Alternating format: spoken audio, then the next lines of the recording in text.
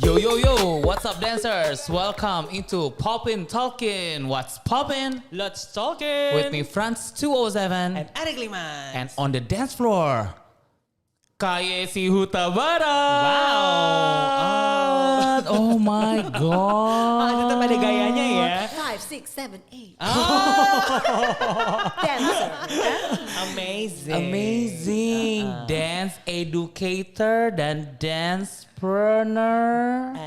All about dance. Dancing gitu loh. Pengen All gitu. about dance. Ini dari kemarin, thank you mama. Ini dari kemarin tuh dari episode awal-awal tuh banyak banget yang nanyain. Masa sih? Iya. Banyak banget. Iya, Serius. Mana edisinya Mama Kayak Esi? sih, Gitu.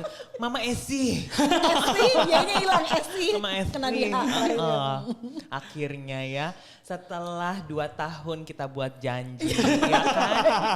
Tahun lalu pandemi, bener. Pas kan 2 Emang tahun. iya ya, udah selama itu ya? Oh iya ya ampun. Thank you. Kesannya kayak apa? Ini kadang-kadang lagi di luar gitu kan. Iya. Di luar inilah di luar. Nah, apa di luar nalar gitu ya. Ada di mana sih saya gitu. Jadi enggak ketemu-ketemu baru sekarang ketemu. Di luar prediksi manusia. Prediksi manusia hanya Tuhan yang tahu. Betul. Luar biasa. Mama cerita dong. Jadi kita hari ini mau cerita di podcast Poppin' Talkin' ini. Jadi it's all about dance. Ngeri ya lama-lama ya. Jadi kayak dance nih karena mau menjelang Halloween kali ya. Jadi agak gitu ya suasananya. Gitu ya. Sebenarnya bingung Cekap. sih kita mau mulai dari mana. Karena udah terlalu banyak memory. Memory. Kau dan aku. Gitu. Terlalu banyak? Memory. Enggak, harus pakai awalan ya. Karena kalau nari itu kan harus gitu. Iya. Gitu kan. Nah, Lirikal. Lirikal. Jadi agak-agak di gitu. Gak apa-apa. Bagus. Kamu tuh memang sudah naluri penarinya tuh gitu. Betul. Ekspresikan diri. Woo! Bagus ya. Ini baru nih podcast dance nih. Gue gak pernah serius di sini ngobrolnya. Fran, tolong Ya. dimulai mau dari mana? Seorang Yesi Huta Barat tuh kita kenal banyak hal lah ya, banyak hal gitu. Dance educator karena tuh apa namanya udah banyak sekali karyanya ya kan gitu. Dari festival, dari competition, on air, off air dan Gak cuman karya, tapi anak kita. didiknya. Dari aku masih dianterin mama papa. Ya kan? Mau latihannya di mana? Mau latihan yang versi di rumah subur? Iya Ya benar. kan? Mau yang di studio udah jadi Iya, sampai bener. ke garasi. You name it, ya kan? Tapi aku masih nganterin. loh, Masih gemes. nganterin. Kalau perlu mama waktu itu masih aktif jahit kan. Iya, Mamamu bener. yang support kostum-kostum kita loh. Bener. Makanya anaknya Best. begini. Multi talenta. Gitu dan banyak hal lah ya sampai Iya. sekarang. Yesi, seorang Kayesi, Betul. Mama Yesi Huta Barat ya kan gitu. Mama. Nih sebutan mama tuh dari seorang Eric Limans. Saya tuh Yesi, Kak Eci, biasanya dipanggil Kak Eci. Tapi sejak Eric Limans memanggil saya, panggilan Mama pakai Kak ya, jangan sedih, Mamak ya. Sampai sekarang semua orang manggil saya Mama. Ya, thanks to Luar Eric biasa. ya ampun. Berarti memang dari dulu aku itu adalah trendsetter. Trendsetter, ya. Ini ujung-ujungnya He's a muji diri creator, sendiri kayak biasa. He's a creator, trendsetter, ya. Entrepreneur. Multi-talenta banget pokoknya deh. Entrepreneur. Entrepreneur. All about dancing. Gak selesai-selesai kan, gini nih lawak terus ya ampun. Ayo dong. Apa cerita apa nih? Apa nih Franz?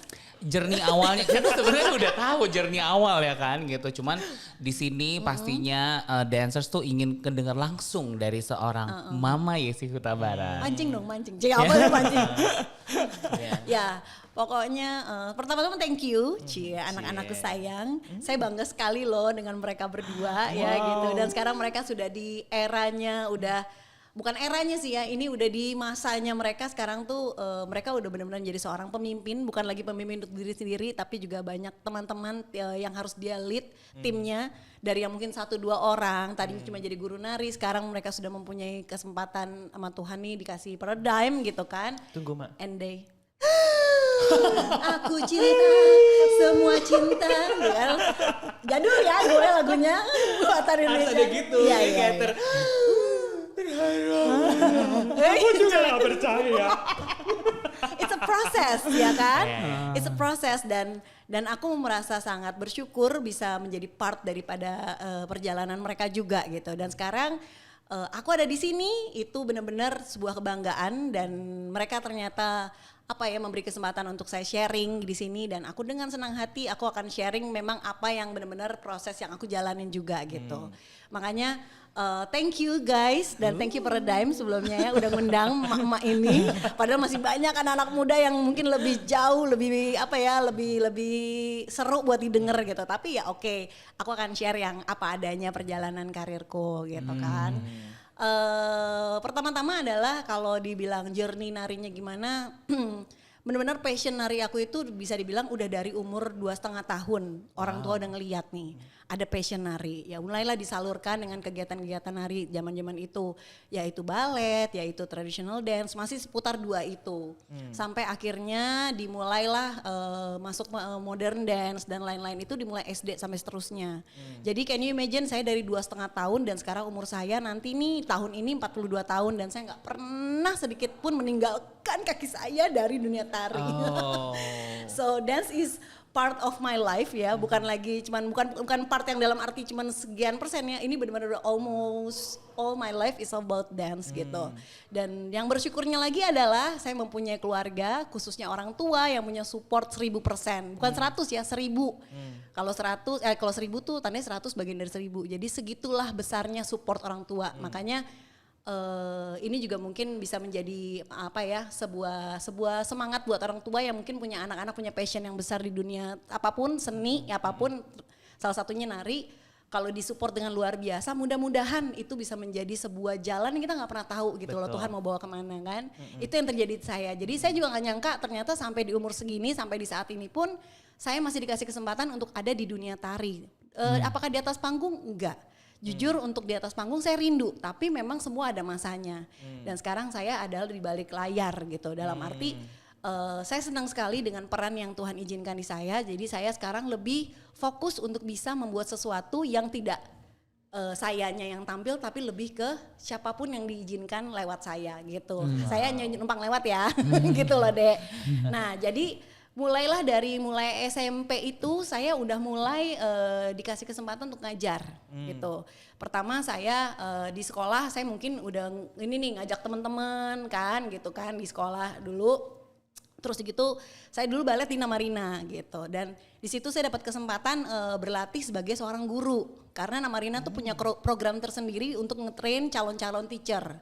Di situ saya merasa saya punya panggilan kayak kok saya seneng ya belajar untuk jadi seorang guru tari gitu. Di lain sisi saya tuh ngefans sama almarhum ayah saya yang memang dia seorang dosen. Gitu. Jadi match nih setiap kali saya belajar tentang bagaimana menjadi seorang guru di dunia tari, saya juga sering sharing sama orang tua saya sama papa saya tentang bagaimana menjadi seorang guru gitu kan. Tapi walaupun dengan profesi papa saya kan lebih ke pendidikan sekolah kuliah ya gitu. Udah berjalannya waktu dan saya ngerasa leadership dari sisi yang saya miliki ini saya lebih terbangun lagi gitu karena kan nge-lead yang saat itu yang saya lakukan bukan orang-orang yang di bawah saya tapi yang seumuran dengan saya itu lebih susah kan teman-teman sendiri kan gitu. Kalau di Namarina mungkin ngajarnya anak kecil gitu tapi kalau di sekolah di mana-mana itu saya lebih ke umur-umur yang saya juga. Itu suatu ilmu yang dari pengalaman yang jadi pelajaran besar buat saya bagaimana kita bisa mengatur emosi, bisa ngatur dan yang lain-lain banyak lah gitu. Terus kalau di Namarina sendiri waktu itu kesempatannya saya bisa mengajar dari anak umurnya paling kecil sampai yang udah tua banget. Gitu, dari yang umurnya 2,5 tahun atau 3 tahun nih anak-anak balet sampai yang waktu itu lagi kelas-kelas olahraga. Dulu kan Namarina kan ada jazz, fitness dan ini ya gitu. Terus pernah lah gitu, tapi di luar dari Namarina saya juga dikasih kesempatan untuk saya bisa punya kelas gitu, saya ngajar-ngajar juga dan itu yang paling tua umurnya adalah 85 tahun. Wow. Udah nenek-nenek, tapi benar-benar saya ngerasain, oh ternyata mengajar umur sekian itu treatmentnya satu memang udah pasti nggak bisa disamakan. Betul. Itu memang kedua adalah kita harus punya teknik tersendiri gitu loh, teknik entah intonasi suaranya, terus juga teknik dalam arti bagaimana mengarahkannya, itu banyaknya. Dan jadi training yang saya dapat dalam arti benar-benar sekolah khusus pelajaran di kelas waktu itu saya juga dapetin versi yang saya sendiri saya bangun, saya buat sendiri gitu loh. Itu pengalaman ya. Itu pengalaman. Dan sampailah ada di era saya punya dance kru sendiri, kan? Sebelum belum. Jadi ini dulu nih. Ini dulu. Jadi cheers dulu itu. Nih ya, anak-anak kalau mamanya kayak gitu kan, makanya. Jangan, kamu nggak anak durhaka kok, kamu nggak baik. Ini kursi kenapa begini? Gak, itu Franz tuh iseng tadi kakinya mau lihat di bawah tuh. Gitu kan ternyata. Ini abis podcast ini, kursi semua di sini. Wih langsung ganti. Lalang tempur beli di tempat baru. Ya, aku mau ganti yang gitu. ini yang 53 jutaan. Kalau nggak pakai bangku bakso aja dulu. Gerobaknya di bawah. Sekalian. Wah, ya apa coba wah kayak gini. Gak pernah serius nih kayaknya gue nih. Oke, gitu kalau sama Erik sama Mama Frans. Nah, terus sampai pada akhirnya saya ikut Cheers dulu nih, kan.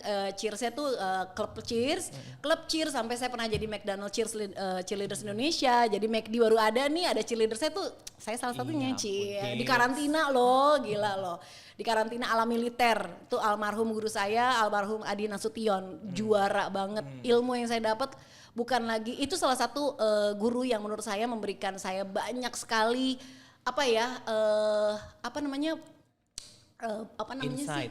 Ya pokoknya menginspirasi banget lah the way dia membangun sebuah pengajaran kepada anak-anak muda gitu loh. Buat saya dia salah satu orang yang menginspirasi saya. Di luar dari guru balet saya maupun guru-guru yang lain yang pernah mengajar saya gitu.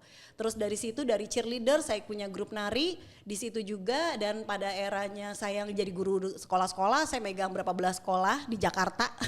Saya megang belasan sekolah loh, dari sekolah negeri sampai swasta. Saya tuh yang kemana-mana naik bus, naik ojek atau naik angkot kemana ngajar, sampai saya akhirnya udah nggak sanggup. Saya bagi-bagi lah sekolah-sekolah itu untuk saya kasih ke teman-teman ini ngajar sana ngajar sini, tapi saya fokus dengan Detak 26 karena itu adalah saya alma mater di sana. Terus udah gitu, dan end up-nya adalah saya anak-anak murid saya yang SMA udah pada lulus, mereka masih pengen nari. Akhirnya saya bikinlah dance crew yang versi saya sendiri gitu kan, dan saya buat namanya, saya itu awal-awalnya masih feminis, ganti jadi GP. Akhirnya berubah terakhir jadi Jaycees Dancer. Gitu. Ini dia. Pas udah jadi Jaycees Dancer, selama Jaycees paralel Jaycees lagi saya bangun, saya juga waktu itu jadi professional dancer ceritanya pada eranya. Ya saya nari keluar-keluar sama siapapun lah gitu ya, ada, dan itu guru-guru saya, menurut saya teman-teman nari saya adalah guru saya juga gitu. Karena mereka pertama lebih berpengalaman, lebih ini ada kayak Kak Vicky Burki, saya nari sama dia, almarhum Mas Jinot, terus juga sama Mbak Kak Popi, Ibu Iin, penari-penari pada masa itu yang hits banget deh, Mbak Jobong, Mami Susi, itu gue sebutin satu-satu tuh. Mbak Ai, itu adalah penari profesional di Indonesia, di Jakarta pada era itu yang saya kenal, dan itu adalah guru saya. Saya ngerasa mereka adalah guru-guru saya, guru-guru besar saya gitu, Mas Enov dan siapalah semua ya gitu. Dan pada akhirnya apa yang saya dapat di situ, saya coba implementasikan, saya eksekusikan ke anak-anak nari saya. Bagaimana mereka nggak lagi cuman fokus menari itu lebih kayak detail ini enggak, tapi bagaimana benar-benar kita as a performer tuh mesti gimana sih gitu loh. Jangan fokus masalah gerakannya, tekniknya gitu. Oh iya bener juga ya gitu. Karena saya kan dulu dari sekolah balet, which is udah ada nih pakemannya ya, ajarannya. Saya cheers itu lebih yang ekspresif banget gitu ya. Dan gitu saya punya grup nari sendiri atau ngajar dance dan lain-lain, itu pasti cenderung ya dari versi yang itu. Tapi pas saya terjun ke dunia industri yang bertemu dengan penari-penari kakak-kakak ini gitu, saya belajar lagi sesuatu yang baru lagi. Jadi makanya buat saya amin banget saya punya kesempatan itu, dan saya belajar dari orangnya langsung. Saya lihat satu-satu karakternya, dan ternyata dapat lagi yang saya dapat. Oh iya ya, ternyata penari itu akan jauh lebih spesial, dan akan benar-benar sangatlah spesial kalau dia punya karakter gitu loh. Itu yang membedakan, kalau penari itu punya ciri khas, punya karakter, itu yang akan membedakan dan membuat dia jadi spesial. So itu semua jadi pengalaman baik buat saya untuk membangun dari sisi sayanya bagaimana saya akan sharing nanti gitu. Jadi selain diri saya coba untuk upgrade lagi, saya juga coba untuk ntar anak murid saya bisa gue apain ya, gimana ya. Itulah proses yang saya dapat, bagaimana saya bisa membangun, bukan saya membangun, tapi bagaimana saya bisa membuat sebuah program versi saya untuk menjadi seorang guru tari pada masanya, gitu kan. Nah, berjalannya waktu lagi, saya bertemulah dengan, saya lagi nari nih, dance floor di salsa, ketemulah dengan salah satu sahabat dari penari saya. Nah, ketemu di dance floor, terus tiba-tiba dikenalin, nah kenalan lah, ada namanya Adisti J. Kampono. Di situ kayak saya kenalan dan ternyata kita nyambung ngobrolnya, dan dia itu kebetulan kuliahnya lagi nggak di Indonesia, jadi lagi liburan. Nah, sepanjang dia balik ke luar, ke sekolahnya gitu, kita tuh komunikasinya terus lancar dan bagus banget. Sampai end up-nya pas dia selesai kuliah, dia balik ke Indonesia, saya masih JC waktu itu fokusnya. Terus akhirnya kita ngobrol bareng, kita nyambung, kenapa kita nggak buat aja sebuah dance company yang lebih serius untuk di dunia industri gitu kan. And then kita bahas dan ternyata nyambung, akhirnya kita buatlah United Dance Works di tahun 2003 gitu. Tapi kita udah bareng dari tahun 2000 ya. Dari tahun 2000 tuh udah bareng. Akhirnya di 2003 dia selesai sekolah, dia balik. Kita bikin, tapi itu masih sederhana banget, masih di rumah saya. Karena orang tua saya yang tadi saya bilang, mereka tuh merelakan ruang tamunya mereka setiap kali saya latihan nari, semua bubar lo semua gitu. Ya mulai dari karpet, kursi, meja, itu angkat-angkat, dorong-dorong dan ini dan itu. Jadi di rumah semuanya. Dan itu United Dancers 2003 itu job pertama kita adalah di salah satu stasiun TV, dan itu temanya dangdut, dangdut ya. Yang penarinya 16, yang tariannya 12. Wow. Ya, nah itu sebuah sesuatu yang amin banget dikasih kesempatan itu gitu loh. Dan berjalannya waktu kita dapat kepercayaan dari sebuah stasiun TV juga, yang akhirnya sampai berbelas-belas tahun juga di situ kayak Tuhan kasih kesempatan kita bikin sesuatu yang mungkin mudah-mudahan kita punya ciri khas gitu. Disitulah sampai akhirnya kita berkembang lebih lagi, kita nggak fokus di industri, kita mau coba fokus di dunia yang lain, yaitu balik lagi kecintaan saya mengajar nari gitu. Saya senang banget dengan sesuatu yang sifatnya sharing. Jadi cita-cita dan menjadi doa dan mimpi saya adalah saya pengen punya sekolah sebenarnya. Dan puji Tuhan ternyata nyambung nih, klik sama Adisti gitu. Akhirnya ya udah gitu. Walaupun itu nggak ada yang ini ya, nggak ada yang instan ya gitu. Karena pas kita sempat punya studio pun akhirnya kita dibubar jalanin yang punya ini nih kita sewa. Kita balik lagi ke garasi. Sempat nih udah buka nih di Kemang nih. Nggak tahu harus tutup, gulung tikar lagi, ulang lagi dari nol, di tempat aku nginep itu kan. Betul sekali, yang kamu bawa kasur bantal dari rumah kan. Yang lain weekend pada pakai baju bagus. Pras Erik bawa bed cover dari rumah. Ya, gila ya, itu kan? Mobil isinya bukannya kostum loh ya, baju tidur juga ada. Saking cintanya ya, benar. Ini nih mereka berdua nih salah satu yang ngalamin UDW berbagai transisi ya gitu.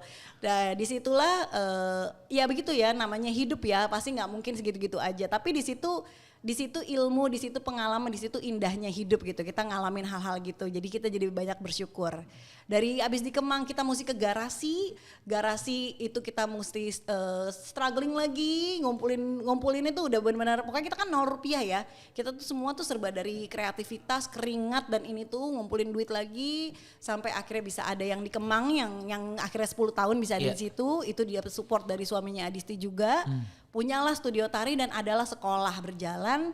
Terus dia gitu udah terus sampai dengan sekarang kita punya beberapa cabang juga studio gitu. Cuman pandemik ini ya nggak cuman UDW, semua ngalamin. Semuanya ada hal yang mesti kita hadapin bersama. Jadi ya saat ini memang masih vakum.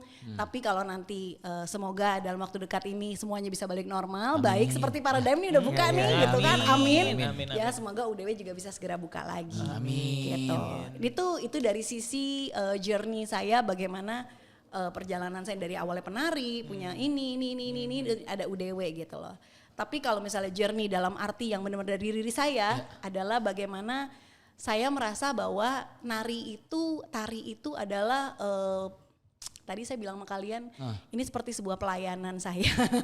Ini seperti platform yang Tuhan siapkan buat saya menjadi pelayan Tuhan dalam arti, ini bukannya maksudnya saya orangnya spiritual dan religius yang enggak sebenarnya, tapi emang itu adalah call yang saya dapat. Saya merasa itu call saya gitu. Jadi makanya saya merasa diizinkan dapat penari-penari. Saya tidak melihat itu sebagai seorang penari, tapi mereka saya lihat seperti anak-anak yang Tuhan titipkan melalui saya, dan saya ngerasa punya tanggung jawab untuk mungkin melalui nari kali ya. Saya melalui nari saya bisa memberikan sesuatu yang mereka passion di narinya. Tapi sebenarnya di lain itu karena mereka masih muda-muda gitu ya, masih apalagi rata-rata remaja, saya ngerasa di situ saya dikasih kesempatan untuk ngebentuk dari sisi personality-nya juga. Karena can you imagine every year saya ketemu dengan orang yang berbeda-beda setiap tahunnya, tapi dengan umur yang segitu-gitu aja. Ya, kebayangkan anak-anak remaja tuh labilnya kayak apa gitu, and I have to deal with them gitu loh. Jadi mental saya tuh digodok banget gitu loh. Jadi kadang-kadang saya ngerasa kayak aduh kuat gaya gue, tapi ternyata puji Tuhan ya bisa dilihat hasilnya gitu loh, benar-benar ya. Tapi ya balik juga anak-anaknya pun begitu kalau di lingkungan saya gitu. Kalau nggak kuat mental mereka kan mental gitu. Karena benar-benar. saya pun juga punya sesuatu yang prinsip yang harus saya pegang gitu loh. Dan saya coba untuk berbagi apapun yang berhubungan dengan nari pun juga tidak melulu mengenai teknik dan teori dan apapun itu, tapi I have to share with my heart gitu loh. Dan itulah yang membuat saya makanya banyak banget makan hati. If you ya pasti gitu. Karena saya hanya manusia biasa juga kan gitu. Jadi manusia ketemu manusia nih gitu kan.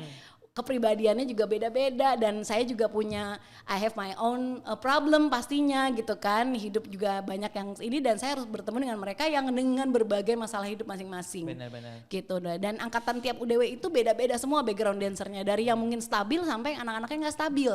Ini dalam tanda kutip nggak stabilnya bukan mereka orang yang gitu, bukan, atau yang kayak aneh yang gimana, enggak, tapi entah background keluarganya, entah background pendidikannya, entah apapun itu. Jadi struggling mereka juga beda-beda. Makanya saat saya dealing ketemu dengan mereka, which is mereka tadinya berpikir mau belajar nari sama saya, ternyata pas ketemu saya makin lama makin kesini nggak lagi fokusnya emaknya ngajarin nari nih. Ternyata saya juga ngebentuk dari sisi personality-nya. Karena karena buat saya adalah menari itu menari itu bagian dari sesuatu yang mungkin kita pengen ada pencapaian prestasi gitu di hidup ini. Tapi sebenarnya sebelum kamu mencapai prestasi di sana, kamu juga harus punya pencapaian prestasi bagaimana kamu bisa membuat diri kamu itu punya kepribadian yang baik, atau kamu itu punya inilah bukan tentang dance, tapi ini kayak School of Life ya kalau di YESI itu ya di kalau sama saya itu jadi kayak agak-agak bukan dance aja, tapi dengan School of Life gitu, kehidupan. Jadi bukan saya jadi seorang guru, enggak, gue juga masih belajar sama sekali, nggak ada maksud ke sana, nggak dalam arti yang gimana, cuman kayak aku harus benar-benar mengenalkan mereka untuk being humble gitu. Please stay humble gitu loh. Karena saat saya mendapat anak-anak berbakat yang saya latih, itu banyak sekali anak-anak yang cenderung karena mereka masih muda, mereka suka gampang banget lupa diri. Atau mereka cenderung kayak pengen wah gitu kan, keakuannya gitu. Nah itu bahaya buat saya gitu. Karena memang menari itu kan performer ya, di atas panggung dilihat dan ditepukin di segala macam. Jadi kalau misalnya mereka nggak punya personality yang bagus, itu bahaya sekali gitu. Nanti di luar panggung mereka akan menjadi orang-orang yang seperti apa. Saya nggak mau. Jadi saya coba untuk ngebangun mereka nggak cuma di atas panggungnya, tapi di belakang panggung mereka juga harus stay humble. Punya personality gitu. Dan buat saya saat saya dapat titipan anak-anak penari itu gitu, saya juga pengen membuat mereka punya kebanggaan atas diri mereka juga, dalam arti mereka juga nggak selalu ada di lingkungan yang ada sayanya gitu. Saat mereka keluar dari lingkungan yang nggak ada sayanya pun mereka punya kemampuan ngebawa diri.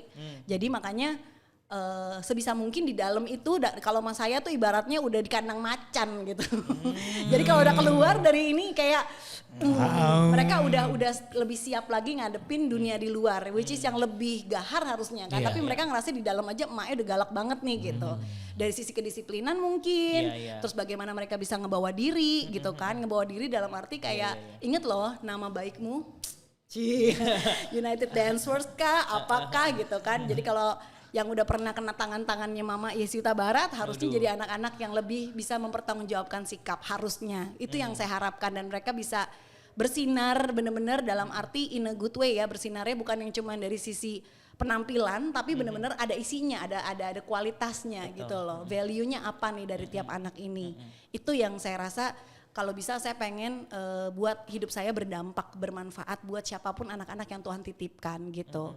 Dan kalau bisa bukan hanya untuk diri mereka sendiri, bahkan untuk keluarga mereka atau orang-orang sekitar gitu. Itulah kayak saya ngerasa hidup saya lebih berapa ya, saya merasa hidup saya ada artinya gitu di situ. Makanya tiap anak-anak yang dititipkan Tuhan itu saya ngerasa kayak I have to do something with him or her gitu, dan setidaknya kalau emang Tuhan udah titipkan harus saya bisa pertanggungjawabkan. Saya harus buktikan gitu, gak cuman kayak sesuatu yang sifatnya dibentuk di luar, tapi dari dalamnya dulu yang saya mesti kenalin lagi. Disitulah saya ngerasa baru saya tahu apa yang bisa saya maksimalkan dari orang ini. Benar. Gitu. Dan rata-rata anak-anak yang kalau udah di saya gitu, saya usahakan untuk, karena ini kan kita bicara dunia tari gitu loh. Saya ngerasa penari tuh banyaknya minta ampun di sini gitu. Tapi kalau udah di dalam United Dancers atau kebetulan memang di saya gitu, saya coba untuk ngebangun sesuatu yang memang yang udah ada kita maksimalkan. Misalnya setiap orang kan pasti udah punya sifat nih gitu yang susah untuk dirubah. Tapi buat saya kalau memang masih bisa kita arahkan, semoga sifat-sifat yang dalam arti negatif bisa kita tekan, yang positif kita bisa bangun. Tapi kalau yang namanya karakter itu kan terbentuk. Gitu, tapi balik lagi gitu, karakter terbentuk itu apakah langsung? Tidak, itu dibangun, dibuild. Gimana cara ngebuildnya? Otomatis gak bisa sesuatu yang tiba-tiba jeng jadi, harus benar-benar berproses. Betul. Nah, kedekatan saya dengan anak-anak nari itulah yang membangun sebuah karakter yang saya rasa saya bisa masuk ke situnya. Makanya kalau kalian ngerasain kita nggak selalu di studio. Setelah di studio kita nggak ada makan yuk, ini yuk, oh pada mau nginep ayo. Disitulah saya benar-benar ngegali dari sisi yang lainnya. Dan akhirnya saya bisa melihat oh begini, oh begitu, oh ini itu pelan-pelan. And then dengan begitu saja terjadilah rumus-rumus bagaimana ngebangun sebuah karakter dan tanda kutip ya gitu. Pengenalannya adalah kayak gitu misalnya. Terus juga buat saya apa ya supaya mereka tuh jauh lebih di-appreciate, biar lebih terlihat. Karena kan kita ngerasa bahwa kadang-kadang suka ada ini ya, apa namanya, kenapa sih kalau penari itu dibedain sama artis-artis yang lain, padahal sama artis loh gitu. Jadi ternyata dari kitanya dulu yang harus kita rubah gitu loh versinya. Kalau kamu mau dihargain orang levelnya segini, ya pasti kamu karena kamu ngasihnya segini. Tapi kalau kamu pengen dihargain segini ya kamu juga harus ekstra lagi. Betul. Makanya kenapa di UDW itu dituntut anak-anaknya harus punya kesadaran dalam arti selain personality yang bagus juga ada kesadaran masalah penampilan. Tapi bukan penampilan yang adalah yang sifatnya pricey ya, enggak, bukan yang harus bajunya harus keren-keren mahal-mahal. No. Tapi something yang sifatnya kamu harus ada kesadaran masalah kebersihan, kamu harus sadar masalah taste berpakaian kah dan ini dan itu juga nggak bisa begitu aja, tapi pelan-pelan gitu berproses. Oh begini, oh karakternya begini, oh ini pembawaannya gini, ini pelan-pelan nanti saya arahin. Kalau anaknya nurut, puji Tuhan pasti cepet banget. Tapi kadang-kadang ada anak-anak yang memang bebel kan, namanya juga lagi-lagi anak remaja, ya kan, nggak selalu langsung bisa. Mencari jati diri, hidup melanglang buana, gitu kan. Akhirnya kalau memang anak-anak yang bisa dibilang sangatlah sudah coba untuk mengosongkan botolnya, dia akan pasti menerimanya lebih cepat kan, dan akhirnya jadilah gitu, deng gitu. Nah itulah UDW, saya berusaha untuk mempersiapkan mental anak muda yang benar-benar nggak mental tahu gitu, terus dengan penampilan nilai jual yang bisa dibilang mereka harus sadar mereka juga seorang artis gitu kan, makanya mereka harus stylish-nya ada ya gitu kan. Terus mereka harus punya mindset yang orang-orangnya mau maju ke depan, mau bekerja keras ya, tahan banting. Terus apalagi ya, pokoknya kemauan belajar itu nggak pernah mentok gitu. Jadi saya selalu ingetin mereka, ingat nggak ada kata puas. Bangga boleh, karena untuk mencapai ke sini kan kamu pakai usaha. Tapi kalau udah kata puas, kamu kan mentok. Benar. Berbangga boleh, tapi puas diri jangan ada. Gitu, di atas langit masih ada langit. Itu yang saya selalu ingetin anak-anak. Karena peran bakat buat saya Dek itu cuma 0,1%. Itu pengalaman saya. Tapi niat itu 99,9%. Kenapa? Karena saya pernah dapetin anak berbakat sama anak yang niat. Berbakat tapi lo belagu, gak bisa diarahin ini kesusul sama yang niat. Yang niat apapun yang terjadi, dia latihan 1 atau 2 kali, yang niat ini 10 kali, kekejar. Sampai akhirnya yang berbakat ini gak kemana-mana. Karena apa? Karena dia terlalu puas dengan kondisi yang dia milikin, dengan bakat yang dia punya. So apa kabar dengan yang berbakat dan niat luar biasa? Kalau aku tuh termasuk yang mana? Oh kamu bakat, niat, apalagi ya semuanya ada. Ini dijadiin title. Tapi Tapi itu proven loh. Guys, you guys proven kan? Maksudnya kalian orang-orang berbakat, you born to be something gitu, to be someone, to be I don't know gitu, dan kalian kasih lihat dengan usaha dan kerja keras kalian mereka konsisten, mereka melakukan sesuatu passion yang mereka benar-benar suka dan mereka fokus dan gak setengah-setengah. Karena buat saya kesempatan itu nggak selalu datang 2-3 kali. Jadi kalau udah ada kesempatan kita pakai, kita ambil dan kita lakukan dengan maksimal, percaya deh gitu. Pasti ada harga yang harus dibayar memang, kerja keras yang kayak gimana ini itu. Tapi hasilnya ya inilah gitu. Tapi ingat ya, jangan pernah melihat sesuatu tuh dari hasilnya doang, lihat prosesnya. Kalian nggak tahu prosesnya kayak apa. Betul sekali. Proses dalam arti bukan masalah waktu, energi dan ini nih. Karena kita dealing dengan Gimana? Sekali lagi. Karena dealing dengan apa? Dengan manusia. Diri sendiri dan manusia gitu. Betul. Pertama musuh terbesar udah pasti diri sendiri. Rasa jenuh, rasa capek, rasa males, terus kayak udah gak sanggup ini bla bla, tuh diri sendiri tuh. Nah, lihat deh di kaca gitu. Itu musuh terbesarmu gitu loh. Tapi kalau kamu bisa ngalahin diri sendiri, apalagi yang di luar. Gitu. Jadi makanya kenapa saya mendidik setiap anak itu nggak cuma dari sisi narinya, saya nggak fokus ke situ, tapi saya lebih ke sininya dulu. Karena kalau ininya udah kena, itu udah kayak segitu aja enak banget buat diarahin gitu. Dan puji Tuhan, Tuhan izinkan untuk anak-anak didik saya itu untuk berpikir seorang pokoknya doa saya buat anak-anak didik saya adalah jadilah kepala bukan ekor gitu loh. Mereka berusaha untuk bisa tidak jadi follower gitu. Setidaknya itulah yang bisa saya sharing tentang journey saya dari sisi yang ininya gitu. Dan mudah-mudahan gitu kalau memang Tuhan izinkan, saya pengen terus menjalani apa yang menjadi call saya ini gitu loh. Untuk bisa terus dikasih kesempatan siapapun anak-anak yang memang Tuhan titipkan melalui saya, mudah-mudahan saya bisa berdampak buat hidup mereka gitu. That's why kenapa saya juga pengen disebutnya gak lagi cuma sebagai mama yang dalam arti guru nari, dia koreografer, dia di ini enggak. Kalau Tuhan izinkan memang dari dulu cita-cita saya pengen dikenal sebagai dance educator gitu. Dan ya beginilah.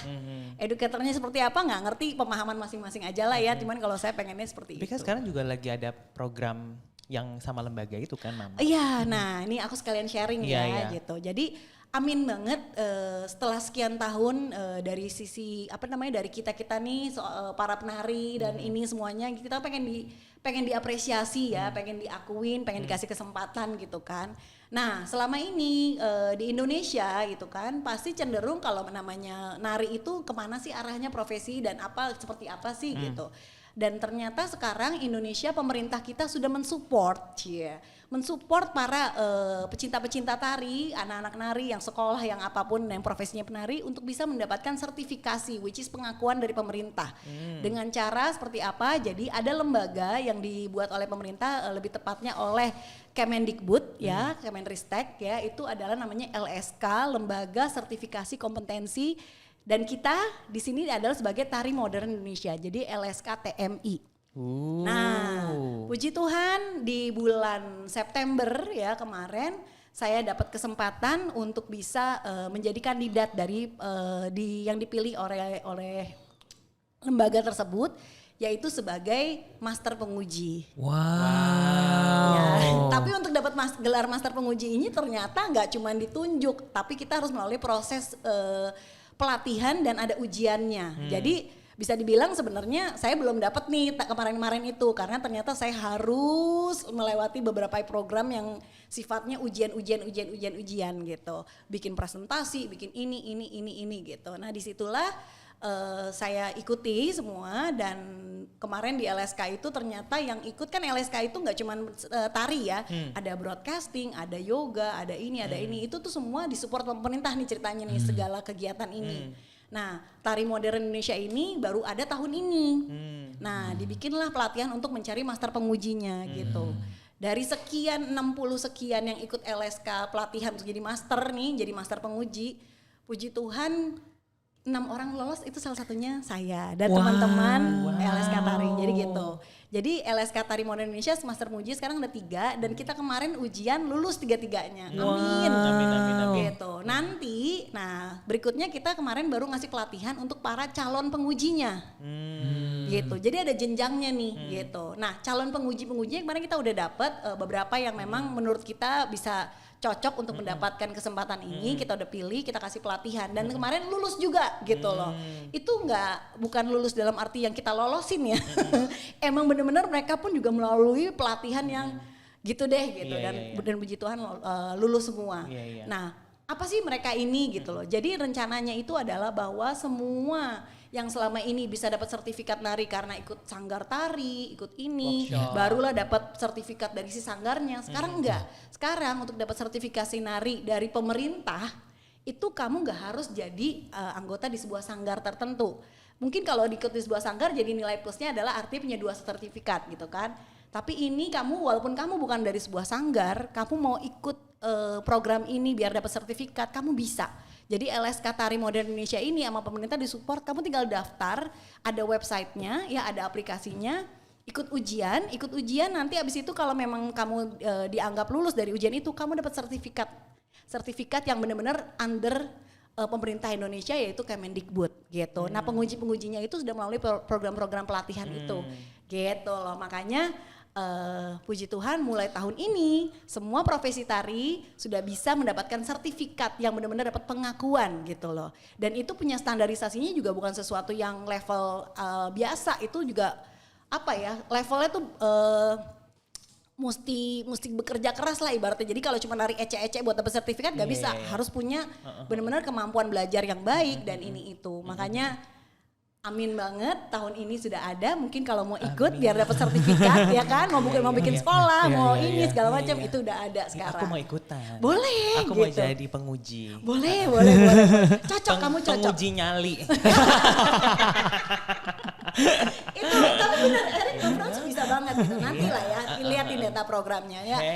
Semoga dalam waktu dekat ini kita udah mau bikin ujian loh gitu. Jadi buat penari-penari yang mau punya sertifikat nari yang diakui oleh pemerintah, segera daftar di LSK TMI. Bagus ya. Bener. Press link di bawah ini. Gitu. Nah ini menurut saya adalah sesuatu kesempatan yang Tuhan kasih juga loh. Saya karena nggak menyangka kayak aku nih gitu pas aku ditawarkan gitu kan. Karena master penguji ini. Coba reaksinya gimana? Aku nih Tetap cool gitu ya, tetap cool ya. Langsung lipat tangan, terima kasih Tuhan. Karena gak nyangka segitu banyaknya gitu, tapi kita gak pernah tahu ya maksud dan tujuan Tuhan ya. Memang saya juga berdoa kayak kalau emang Tuhan izinkan kenapa enggak gitu. Karena dengan melalui master penguji ini, mimpi salah satu yang saya harapkan adalah semoga saya dapat kesempatan lebih lagi, nggak cuma di sini doang nih. Circle yang saya bisa capai nggak cuma Jawa doang, Jakarta doang nih, atau Bandung atau ini. Kalau memang bisa ketemu dengan penari-penari yang luar biasa yang ada di luar Jakarta kan, amin. Saya bisa kenal dan saya bisa sharing apa yang saya punya, itu yang saya harapkan gitu loh. Karena memang di LSK ini kan bukan tentang kamu bisa apa, tapi kita tuh udah bisa apa dan apa yang bisa kita kasih dari kita bisa gitu. Itu aja sih. Amazing. Iya amazing loh. Ya kan? Ya kan? Sampai diem loh gue. Apa sih?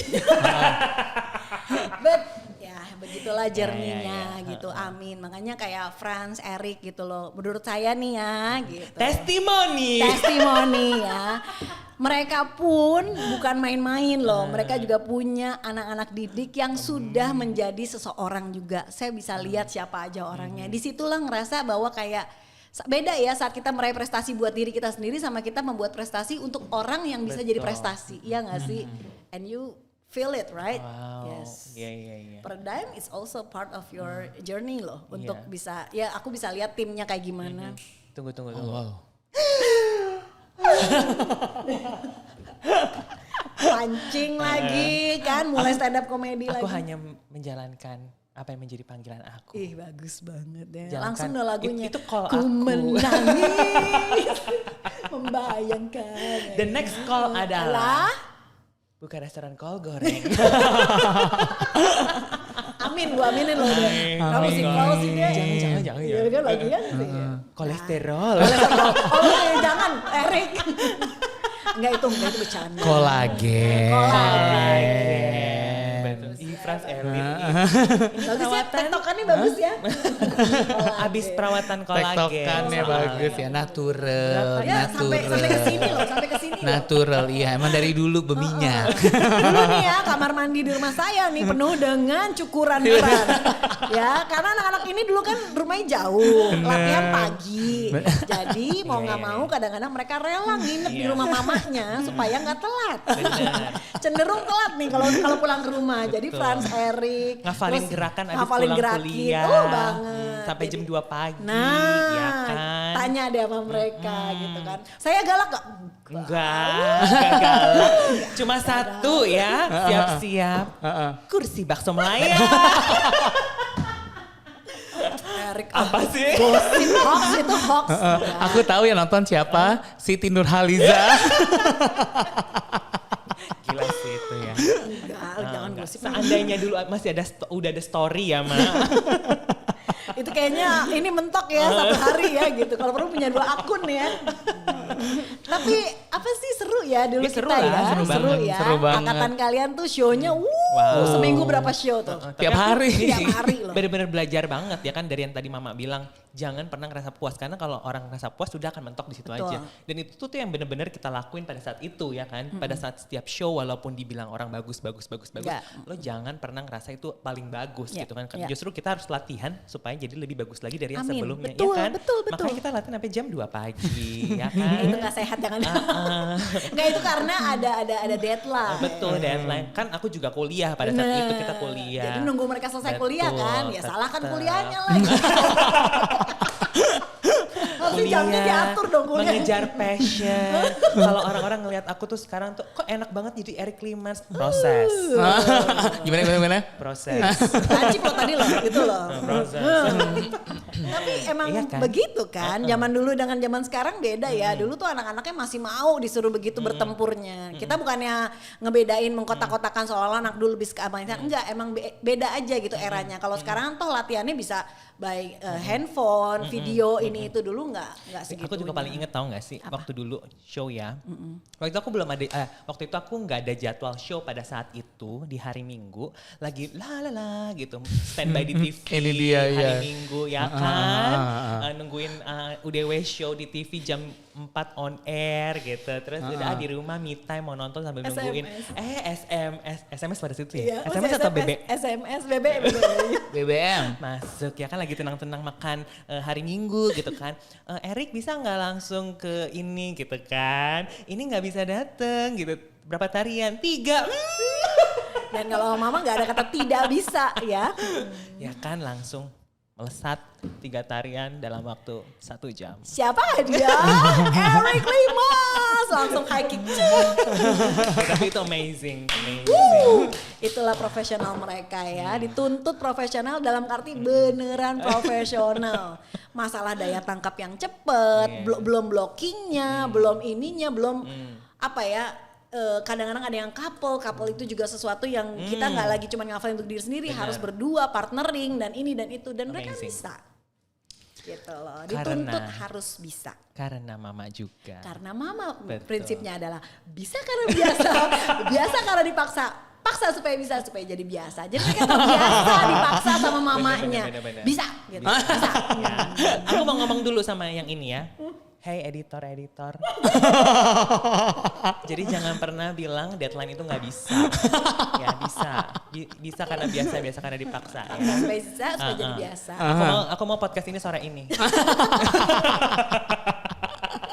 Bisa? Oke, thank you. Berkat mama, podcast ini cuman 2 jam langsung rilis. Loh bisa lah. Bisa, enggak, mereka bisa Iya, kok. kalian kan dikasih kemampuan sama Tuhan gak cuma di sini dong. Push ya gitu. Karena standar UDW itu tinggi gitu. Ya, betul. aku ngerasa kayak anak muda itu harus yang jaya, yang harus gila-gilaan. Jadi jangan ngerasa bangga segini, aduh lu bisa kalau 3 kali lipat kenapa nggak dilakuin. Betul. Gitu. Nanti gimana ke depannya itu masih bisa kita iniin lah gitu. Tapi yang penting dicoba dulu, terjun dulu, coba. Karena saat udah nanti akhirnya kita bisa, itu jadi sebuah apa ya, jadi sebuah bukan cuma prestasi atau pencapaian gimana, tapi ada sebuah kepuasan ya. Kepuasan bukan arti puas seneng yang jadi nggak mau lebih lagi, bukan, tapi kayak oh gue bisa ya, tandanya gue. Nah akhirnya yang tadinya kamu cuman di misalnya nih ngomongin gue selama ini cuman di levelnya segini, ternyata kamu bisa 3-4 level lebih cepat daripada yang ada, kenapa tidak? Iya kan. Bener. Gitu. Untuk mencapai sebuah sesuatu itu kan jangan pernah di zona aman atau di sesuai yang segitu-gitu aja. Orang segini jangan, kalau orang segini kenapa kita nggak segini? Kasih lagi sehingga apa? Yang makin muda kita makin berjaya beda di saat lo yang gitu deh. Gitu. Saya ngerasa anak-anak muda yang Tuhan titipkan ya. Saya ngerasa anak-anak muda yang Tuhan titipkan, saya benar-benar nge-push mereka untuk hey guys gitu. Jangan puas cuman jadi anak muda yang common. Yang cuman common people gitu, yang mediocre. No. Kalian harus jadi. Jadi kalau untuk orang tua yang mau menitipkan anaknya. Kami buka pendaftarannya di link di bawah ini. Baby daycare maksudnya menitipkan. Gila ya. Jangan lupa sajiannya makanannya.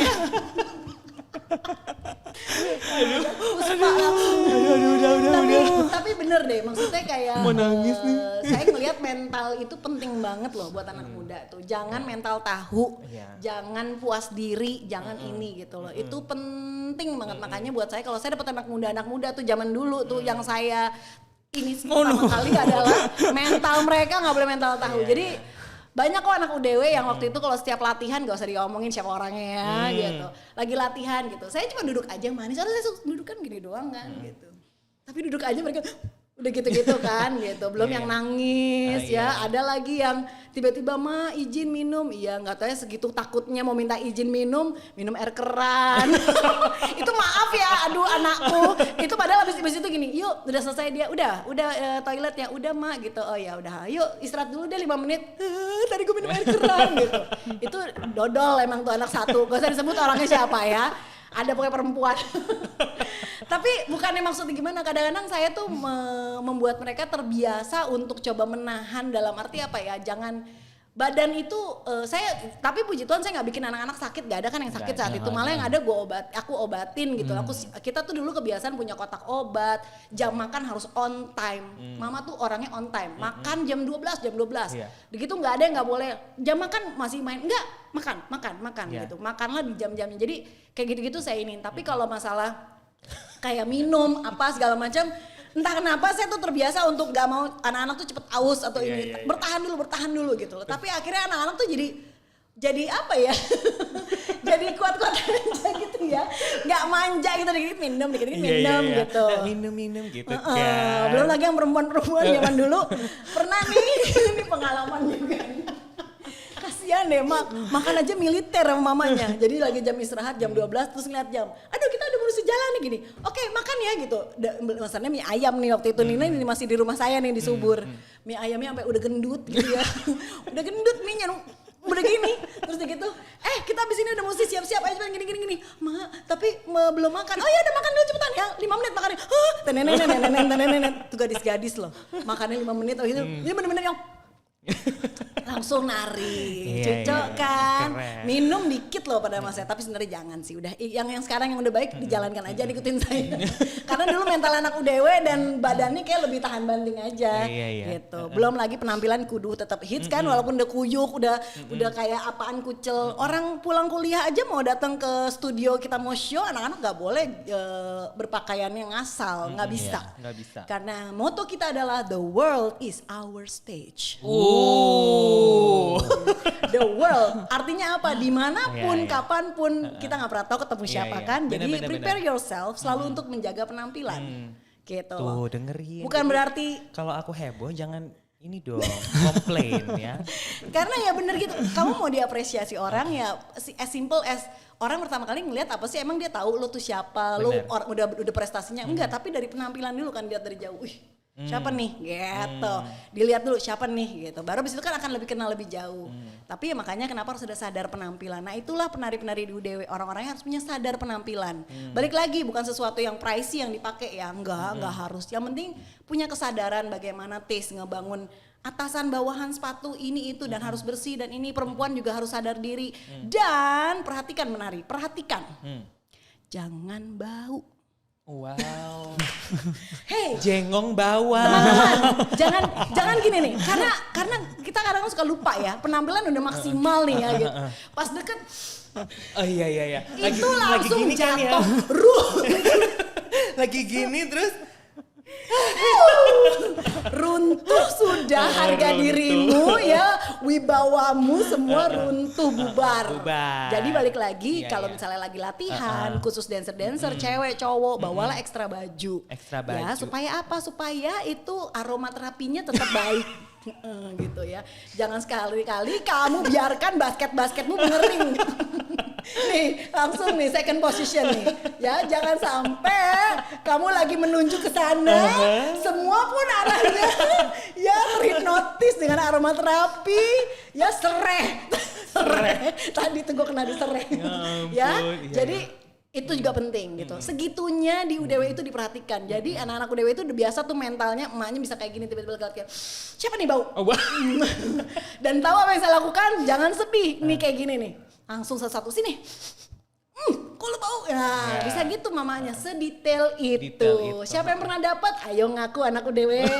Siapa yang pernah mama digituin? Komen di bawah boleh loh, muncul namanya langsung ya. Jadi jangan heran kalau misalkan ketemu Mama Eci dalam tasnya kan emang selalu gede ya, selalu banget.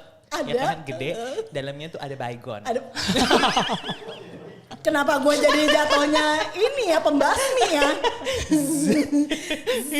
Gitu ya. Gue udah kayak kirain mau kasih tau parfum. Baygon. Itu fitnah teman-teman.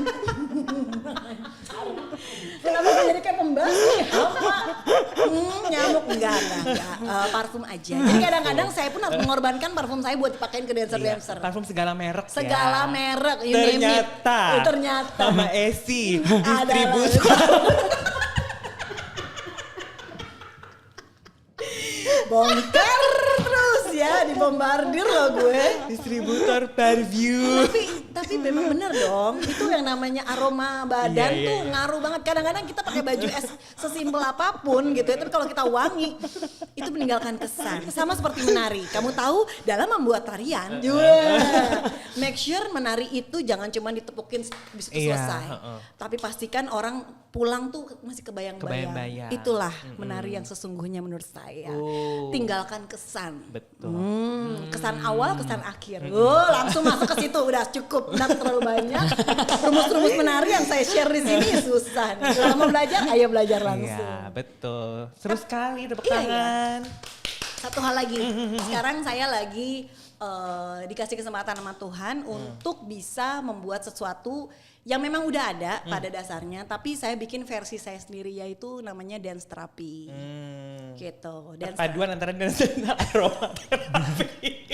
Ini Erik nih bikin ngedrop nih emang nih. Tolong jangan didengar Erik Limans ya. Dia kayaknya nih lagi pengen makan daun-daun habis ini ya. Sajen dong. Sajennya ya udah disiapin tadi ya. Sumpah kalau ngomong sama Dance mama dan tuh gak pernah harmoni. serius. Erik cukup maaf ya. Jadi Iya, ngedrop iya. nih jadi. Dance Jadi, terapi. Dance terapi itu adalah seperti melalui menari untuk orang-orang tertentu yang memang nggak tahu deh gitu tujuan dia belajar nari atau menari itu sebagai apa, tapi mungkin kalau buat saya versi saya adalah di kali ini mungkin dari menari bisa menjadi terapi untuk healing ya, healing atas apapun itu gitu ya. Jadi fokus saya bukan lagi cuman ke dalam arti menarinya, tapi ada dari sesuatu yang bisa dirilis dari apa yang dia rasakan. Apalagi lo ngomong apa lagi, gue ngomong rilis aja langsung gitu. Tolong diedit kalau dia mengeluarkan bahasa-bahasa yang membuat saya jatuh. Ini udah mau nangis. Apa? Album maksud lo Riri? Kesel deh. Udah enggak sih? Kita jadi tontonan ketawa. Tapi benar kayak gitu. Jadi ada sekarang lagi berjalan nih ya. Tadinya tujuannya sebenarnya lebih cuman pengen bikin koreografi nari nih, pengen ada project nari nih gitu. But I don't know, somehow kayak pas lagi kemarin kelas gitu, kok yang saya rasakan energinya bukan lagi untuk belajar nari, tapi saya sepertinya harus melihat lebih daripada itu dulu. Saya harus dia harus heal dulu nih, healing. Apalagi sih, apalagi Erik, tolong ini obatnya mana nih obatnya? Heal the world. Make it a better place. Ya kan? Kan tolong lights on. Selalu begini ya kalau ngobrol sama mama ya. Aduh, susah. Ini masuk konser jadi. Tapi begitu gitu. Iya. Jadi akhirnya jadi dari sisi koreografi apakah sesuatu yang gimana? Enggak. Dari sisi teknik enggak juga. Jadi saya sangat berharap sekali mudah-mudahan apa ya ini ada rumusnya nggak sih? Ini saya lagi coba mengimplementasikan apa versi saya gitu ya, dan ini lagi berjalan gitu, dan puji Tuhan dia pun merasa kayak ada perubahan dari kesehariannya setelah itu gitu loh. Dan ternyata memang setiap orang itu kan punya masa lalu, punya apapun yang ada di diri dia, dan ternyata dari menari itu sangatlah bisa gitu loh untuk dijadikan jadi platform buat dia untuk merilis apapun yang dia rasakan selama ini gitu dari nari ini. Dan itu yang amin, saya merasa bersyukur banget dapat kesempatan kemarin ini untuk ada kelas seperti ini, dan saya pengen terusin gitu. Semoga bisa berjalan dengan baik, dan kalau ada yang mau belajar nari dalam tanda kutip dance-nya, dance kelasnya dance therapy, come. Oh, oke. Sekarang saya lagi Aku mau ikut, punya program itu gitu loh. Jadi benar-benar main dari yang saya pancing adalah sisi emosinya, rasanya, penjiwaannya. Pokoknya nggak melulu tentang hafalan, gerakan, bentuk, nggak. Justru lebih daripada itu, dan orang yang nonton itu harus bisa ketransfer gitu loh dari sisi Kita harus emosinya. bikin kelasnya deh. Mau? Mau ya, kita bikin event ya. Beneran? Dan terapi bener dong, masa Erik pernah bercanda? Oke, bener ya. Hey Paradigm, ingat aku. Nanti kita buat ya. Dance therapy, oke, my pleasure gitu. Ini memang lagi pengen saya bener-bener apa ya, saya seriusin gitu loh. Dan ini adalah bagian dari apa ya, lagi-lagi saya pengen hidup saya berdampak gitu loh. Dan di dunia tari, apalagi nih Tuhan yang masih bisa saya kasih gitu loh. Gitu aja, dan mudah-mudahan ini salah satu hal baik yang Tuhan izinkan. Dan seperti apa, saya nggak ngambil sekolah khusus yang dalam arti, kan sebenarnya ada sekolah khususnya deh, tapi bukan saya jadi kalau memang saya ada kesempatan sekolah pasti saya akan ambil, tapi kebetulan memang mungkin belum atau apa, tapi ya kalau memang bisa kenapa tidak, saya coba versi saya dulu gitu loh. Saya akan coba share apa yang saya bisa lakukan, dan mudah-mudahan bisa bermanfaat buat siapapun yang ikut kelas. Amin. Gitu. Udah jadi panjang. Iya. Thank you, Mama. Thank you, Mama. Oh my God, what a journey. Dan kita nantikan dance terapinya. Betul. Ya, nah, pokoknya nanti kita habis ini kita atur-atur agendanya ya. Okay. Thank you, Mama. Thank you, Mama. Thank you. Dikerjain. Kuyup. Nah, buat dancers, thank you so much for watching and listening. Kalau misalnya kalian tadi ngedengerin konten ini terus kalian mau share sama teman-teman kalian yang memang really love to dance, atau mungkin kalian ngelihat dia nih kayaknya punya bakat ngedance nih gitu, langsung share konten ini, oke? Ya. Dan please follow our social media, ada di banyak platform, ada di Instagram, ada di Facebook, ada di TikTok, ada di Thriller. Dan kita ketemu lagi in the next episode of Poppin' Talkin'. What's poppin'? Let's talking.